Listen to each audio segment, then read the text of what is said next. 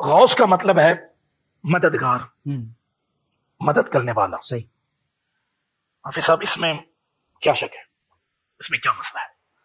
ہمیں تو مسئلہ نہیں، جنہیں مسئلہ ہے وہ ویسے ہی مسئلہ ملجھے رہتا ہے، اسی لیے انہیں مسئلہ ہے. غوث کہتے ہیں مدد کرنے والا، اور غوث اعظم کا مطلب ہے سب سے زیادہ مدد کرنے والا، سب سے بڑی مدد کرنے والا.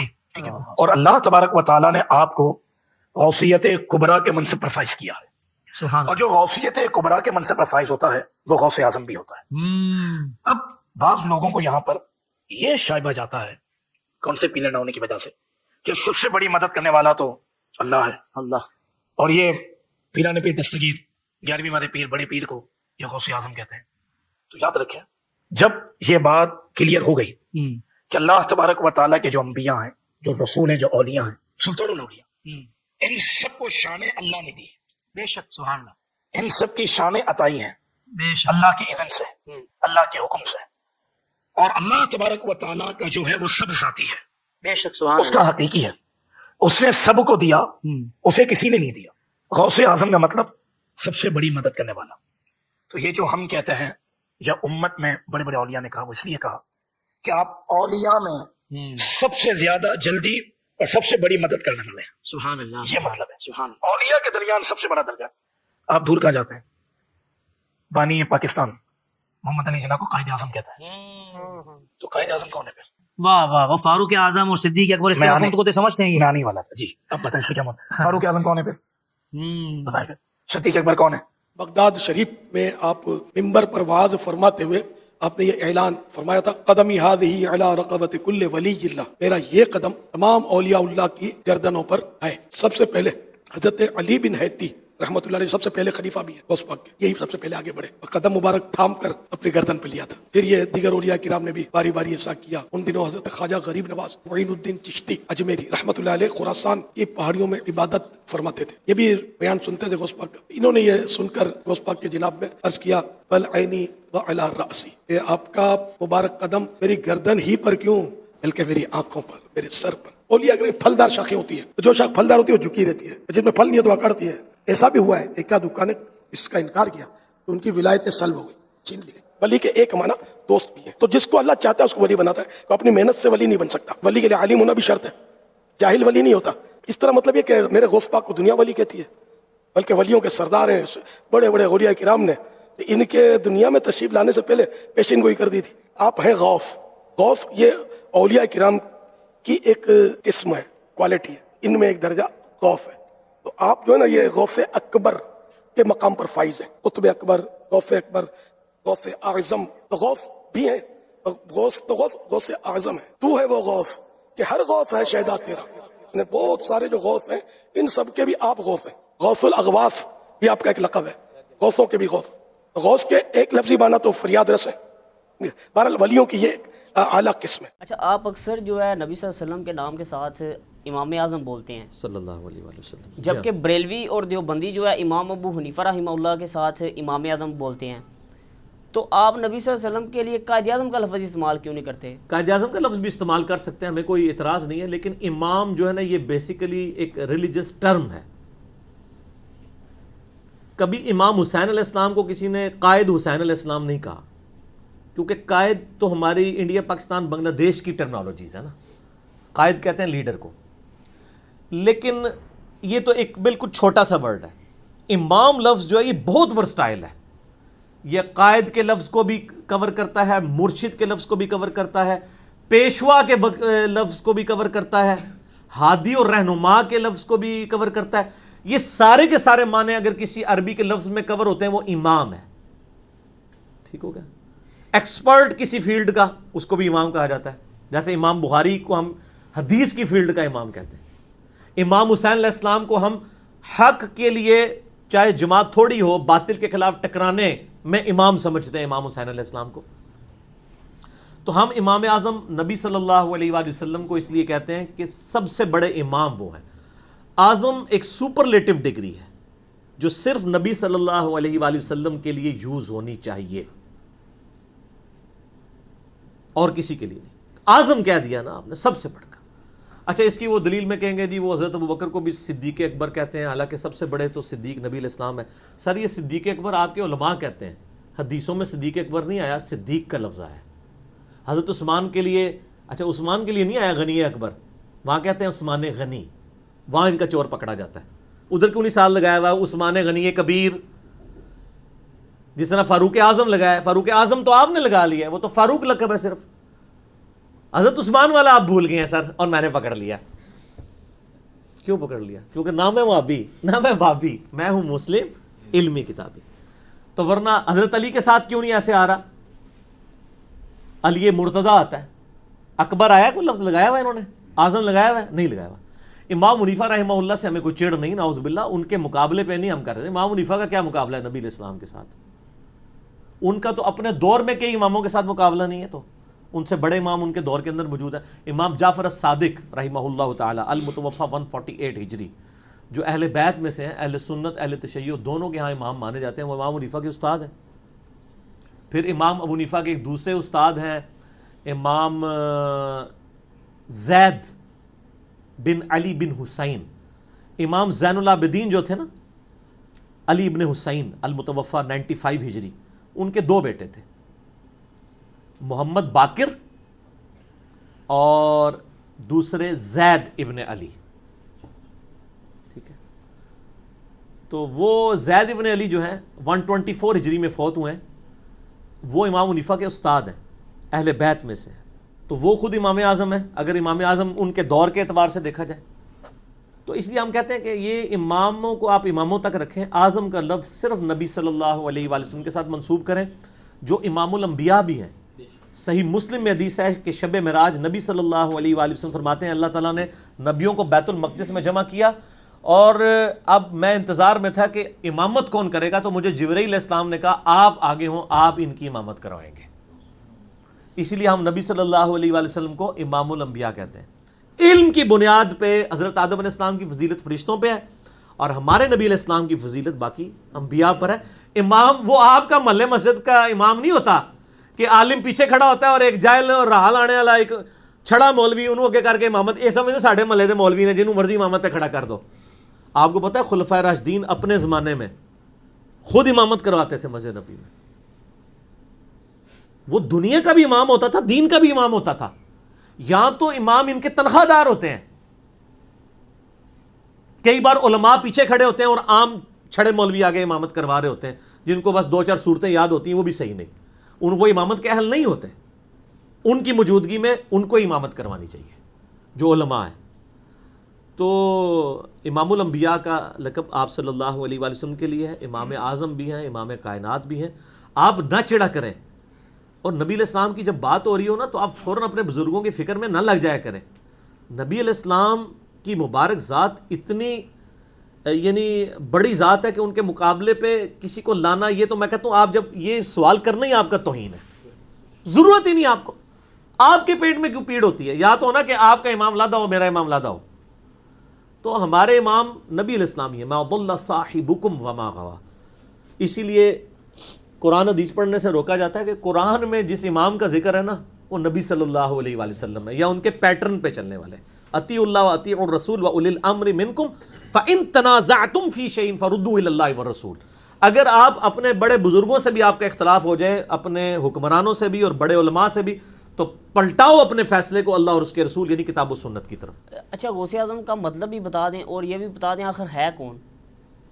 غوث اعظم تو اللہ تعالیٰ کی ذات ہے جی، اس میں کوئی شک نہیں ہے. غوث کہتے ہیں مددگار کو. بڑا مددگار، سب سے بڑا مددگار کون ہے؟ اللہ.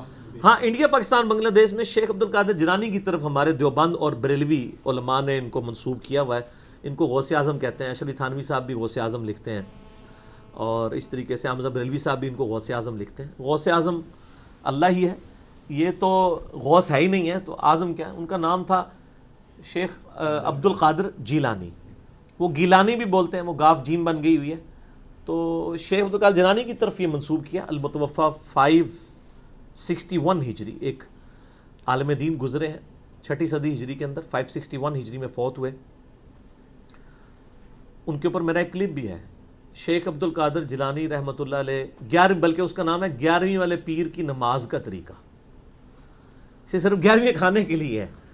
تو وہ غوث اعظم ان کو ویسے کہتے ہیں، انہوں نے کہیں نہیں کہا، نہ ان کو کسی نے کہا ہے، یہ لوگوں نے ان کی طرف منسوب کیا. یہ لقب غلط ہے، یہ لفظ استعمال نہیں کرنا چاہیے. یہ ساری ٹرمنالوجیز جو اعظم اور ان بڑی بڑی جو ہیں، یہ یعنی اگر تکوینی امور سے تعلق رکھتی ہیں تو وہ اللہ کی طرف منسوب ہوں گی، اگر وہ دین کے امامت کے پوائنٹ آف ویو سے ہیں تو وہ نبی علیہ السلام کی طرف منسوب ہوں گی، اور کسی کی طرف نہ منسوب کریں. ان لوگوں نے کبھی حضرت علی علیہ السلام کو تو غوث اعظم نہیں کہا، کبھی بھی نہیں کہیں گے، کیونکہ انہوں نے ٹرم بنائی ہے. اور پھر آپ دیکھیں انہوں نے یہ مشہور کیا ہوا ہے کہ چوں محمد درمیان انبیاء، غوث اعظم اسی طرح غوث اعظم درمیان اولیاء. وہ کہتے ہیں جس طرح نبی صلی اللہ علیہ وآلہ وسلم کا مرتبہ نبیوں میں ہے نا، اسی طریقے سے شیخ عبد القادر جیلانی کا مرتبہ اولیاء میں ہے. کتنا بڑا جھوٹ ہے. صحابہ کرام کیا نبی ہیں؟ تو اولیاء کی کیٹیگری میں آتے ہیں. صحابی تو ان کا ایک ٹائٹل ہے نا، وہ علیحدہ چیز ہے. ٹرم جو قرآن و سنت میں آئی ہے وہ تو یا نبی آئی ہے، اور غیر نبی جو نیک ہوتا ہے ولی، اسی میں آگے آپ شہید صدیق، وہ تو مرتبے ہیں. ٹرمز دو ہی ہیں نیک بندوں کی، نبی اور غیر نبی. غیر نبی کو آپ ولی کہتے ہیں جو نیک ہو. قرآن میں بھی ہے نا کہ کچھ اولیاء اللہ ہوتے ہیں، کچھ اولیاء طاغوت ہوتے ہیں، شیطان کے اولیاء ہوتے ہیں، کچھ اللہ کے اولیاء. امام اعظم بریلوی صاحب سے احکام شریعت میں یہ سوال ہوا کہ اولیاء اللہ کے سردار کون ہے، تو انہوں نے کہا حضرت ابوبکر صدیق رضی اللہ تعالیٰ عنہ. انہوں نے شیخ عبد القادر جیلانی کا نام نہیں لیا. یہ احمد صاحب بریلوی صاحب کی میں بات کر رہا ہوں. تو سر یہ جعلی شعر اپنی مسجدوں سے ہٹائیں، ٹھیک ہے، یہ کام چھوڑ دیں. آپ لوگ اگر خلفائے راشدین تک رہتے نا تو آپ کو ہدایت بھی مل جاتی. علیکم بسنتی وسنت الخلفاء الراشدین المہدیین، ابو داؤد ترمذی نسائی ابن ماجہ. تم پر میری سنت اور میرے خلفائے راشدین کی سنت لازم ہے. تو یہ تو پھر اپنے لوگوں کے ساتھ منسوخ کیا. بزرگوں کو ہمیں کوئی دشمنی نہیں ہے. آج اگر ہم حضرت عیسیٰ علیہ السلام کے بارے میں جو لوگ غلط عقیدے ہیں بیان کرتے ہیں، اور ہم کہتے ہیں حضرت عیسیٰ اللہ کے بیٹے نہیں ہیں، وہ اللہ کے بندے ہیں. قرآن میں تو یہاں تک ہے وہ روٹی کھانے کے محتاج تھے، سورہ مائدہ آیت نمبر 75 میں. تو یہ حضرت عیسیٰ کی توہین نہیں ہو رہی ہوتی، یہ بتایا جا رہا ہوتا ہے ان کو خدا نہ مانے. آپ کے بزرگوں کی ہم کوئی توہین نہیں کرتے، وہ ہمارے بھی بزرگ ہیں. ہم یہ کہتے ہیں کہ ان کو نبی نہ مانیں، ان کو صحابہ کے مرتبے پہ نہ لے جائیں، ان کو جدھر ہے نا ادھر ہی رہنے دیں. اس سے نیچے بھی نہ کریں، اس سے اوپر بھی نہ کریں. آپ کے دل کی خواہشات کا تو ہم کچھ نہیں کر سکتے. تو علم کی یہ دنیا ہے، تو علم کے میدان میں جذبات کی کوئی حیثیت نہیں. سر یہ بزرگوں نے کیا کیا ہے؟ نگاہیں مارتے رہے ہیں، وہ بھی کچھ نہیں کیا نگاہیں مار کے بھی، ٹھیک ہے نا. مار کے کام خراب کر دیا. پتہ نہیں مارتے نہیں. وہ میں ابھی وہ ایک دعوت اسلامی والوں نے کتاب چھاپی ہے کرامات غوث اعظم شیخ عبد القادر جیلانی. اس میں لکھا ہے کہ ایک مرید تھا، تو وہ اس نے نا ان کی وہ جو لوٹا تھا نا اس کی ٹوٹی قبلہ رخ نہیں رکھی ہوئی تھی، تو کو کتنے پہنچ دے جائے. تو وضو کروا کے اس نے لوٹا ایسے ہی رکھ دیتا. بیچارے کو مطلب غلطی ہوگی. انہیں جناب ایک نگاہ ماری تو مرید جلال کتاب نہ لاتے ہوئے جہاں بحق ہو گیا.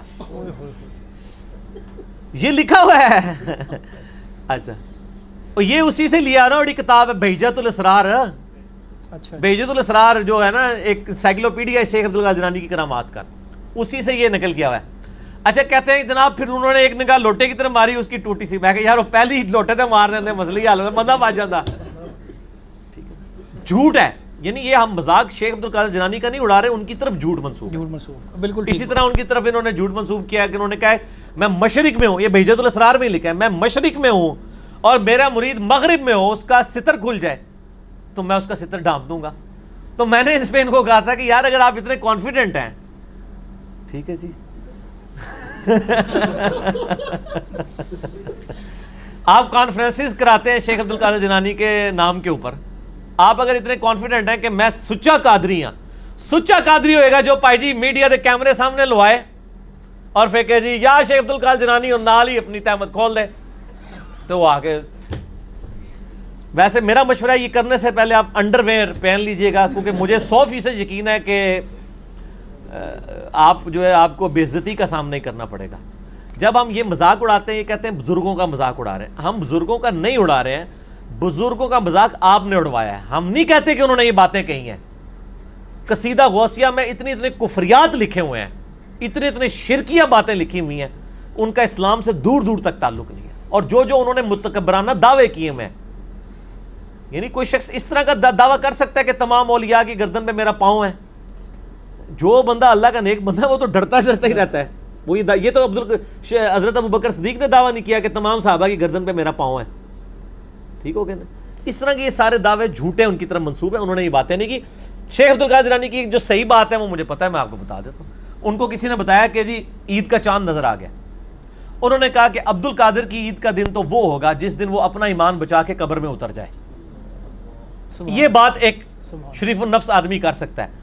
جو شخص یہ بات کر رہا ہے وہ یہ کیسے کہہ سکتا ہے کہ میں اس وقت تک جنت میں نہیں جاؤں گا جب تک سارے مرید نہ ساتھ لے جاؤں؟ جھوٹ بول رہے ہیں نا یہ. تو ہم نہیں مانتے کہ انہوں نے یہ باتیں کی ہیں. پہلے تو میں ان سے پوچھتا ہوں کہ آپ اپنے نام کے ساتھ قادری لکھتے ہیں اور اپنی نسبت شیخ عبد القادر جیلانی کے ساتھ کرتے ہیں، انہی کی وجہ سے قادری کہلاتے ہیں نا. تو شیخ عبد القادر جیلانی رحمہ اللہ کی طرف جو منسوب کتاب ہے غنیت الطالبین، اس کے شروع ہی میں نماز کا طریقہ انہوں نے لکھا ہوا ہے. اور وہ وہی طریقہ لکھا ہے جو بخاری اور مسلم میں موجود ہے.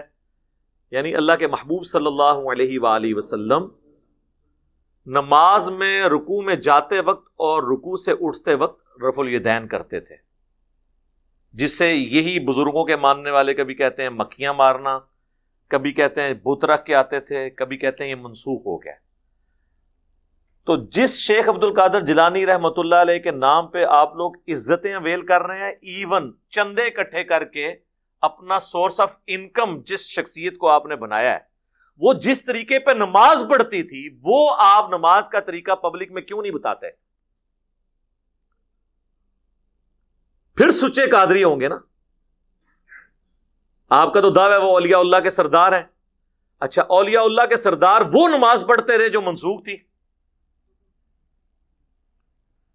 سردار تے چیک کر کے بنانا سی نا. نہیں، وہ حنبلی تھے. وہ حنبلی کو تو بعد میں ہم دیکھیں گے، پہلے تو ہم یہ دیکھیں گے. پہلے تو یہ بات ہے یہ جھوٹ ہے. نبی صلی اللہ علیہ وآلہ وسلم کی نماز کا طریقہ جو آپ کے نزدیک ختم ہو چکا، جو مکھیاں مارنا ہے، نعوذ باللہ، اور کیا کیا آپ اس کے لیے نام رکھتے ہیں. آپ کے سب سے بڑے بزرگ اس طریقے پہ نماز پڑھتے تھے. جس بزرگ کو پوری زندگی یہی نہیں پتا چلا کہ نبی علیہ السلام نے نماز کس طریقے پہ پڑھی ہے، وہ آپ کے دلوں کے حال کیسے جانتے ہوں گے؟ پھکی ہے نا سر، الزامی جو آپ اینٹی وینم ساڑھے گل تو پھر یہی گلا نے، جسے خود نماز کا طریقہ نہیں پتا بقول آپ کے. پہلے تو انہیں حنفی کریں قبر سے نکال کے ریکویسٹ کر کے، لیکن اب تو کوئی فائدہ نہیں. کیا آپ اللہ تعالیٰ کی قدرت و اختیار کو کسی کا عطا کردہ سمجھتے ہیں؟ اگر نہیں تو کسی غیر اللہ میں غیر مستقل اور اللہ تعالیٰ کا عطا کردہ اختیار ماننے سے شرک و برابری کیسے ثابت ہوگی؟ اوے پرانے کوڑ قسم دے تواڈے دلائل نے. یہ میں نے اس پہ ریسرچ پیپر نمبر 3 لکھ دیا ہے، دعا صرف اللہ ہی سے، کہ جی ہم تو اللہ کی اطاعت سے مانتے ہیں، یہ کرتے ہیں وہ کرتے ہیں. بھائی جب اللہ کہہ رہا ہے میں نے یہ چیز اطاعت ہی نہیں کر رہی کسی کو، تو آپ کس نے اللہ کی اطاعت سے؟ میں کہوں کہ اگر اللہ کی اطاعت سے ہم کسی کی عبادت کر سکتے ہیں، یہ تو خدا کی ڈیفینیشن کے خلاف ہو جائے گا. خدا تو کبھی یہ نہیں کہے گا. سورہ آل عمران میں ہے کہ اللہ تعالیٰ کبھی تمہیں نہیں کہے گا کہ تم نبیوں کو یا فرشتوں کو رب مان لو اللہ کو چھوڑ کے. کیا تمہیں وہ کفر کی طرف ترغیب دے گا بعد اس کے کہ تم ایمان لے آئے، اور بعد اس کے کہ تم کتاب کی تعلیم دیتے بھی ہو اور اس کی تعلیم کا درس بھی دیتے ہو، پڑھتے پڑھاتے بھی ہو؟ یہ سورہ آل عمران کے اندر آیت موجود ہے. تو اللہ تعالیٰ کبھی بھی اس پہ میرا یوٹیوب پہ کلپ بھی ہے، من دون اللہ کون، اس میں نے یہ آیت بھی بریف کی ہے. اس طرح نہیں ہوگا میرے بھائی. اللہ تعالیٰ جو چیز چاہے گا نا وہی آپ کسی کے لیے مان سکتے ہیں. اللہ چاہے گا، آپ کے چاہنے سے اللہ نے نہیں چاہنا. آپ کہیں جی اللہ چاہے تو فرعون کو جنت میں اور موسیٰ کو دوزخ میں پھینک سکتا ہے، ہم کہتے ہیں آپ کیسے یہ فیصلہ کر سکتے ہیں؟ اللہ تو کہتا ہے لا تبدیل لکلمات اللہ. فرعون ہی دوزخ میں جائے گا، موسیٰ جائیں گے جنت میں، کیونکہ اگر موسیٰ علیہ السلام کو جنت میں نہیں جائے تو اللہ کے کلمات بدل جائیں گے، اور جو کلمات بدل دے وہ اللہ ہی نہیں ہے. تو اللہ وہ ہے کہ اس نے مشکل کشائی اور حاجت روائی کے لیے دعا کے لیے کہا صرف مجھے پکارو. وہ اپنی یہ والا معاملہ کسی کو عطا بھی نہیں کرے گا. ظاہری اسباب لادہ معاملہ ہے، نبی سامنے موجود ہوں، آپ ان سے جا کے ضرور ریکویسٹ کریں، اس کے اوپر تو کوئی نہیں ہے. غائب میری مدد کے لیے پکار سکتے. ایاک نعبد و ایاک نستعین. دعا صرف اللہ ہی سے، میرا ریسرچ پیپر نمبر 3 ہے، اور مسئلہ نمبر 3 ہے اہل سنت پاک .com پہ دعا صرف اللہ ہی سے، وہ آپ دیکھ لیں، میں نے سارے ان کے، اور ایک میرا یوٹیوب پہ کلپ ہے مفتی اکمل صاحب کے شیطانی دھوکے کا جواب کہ جی امی سے روٹی مانگیں گے شرک ہو جائے گا. یہ پرانے بہانے سن بھائی، انجینئر صاحب تو پہلے انہوں نے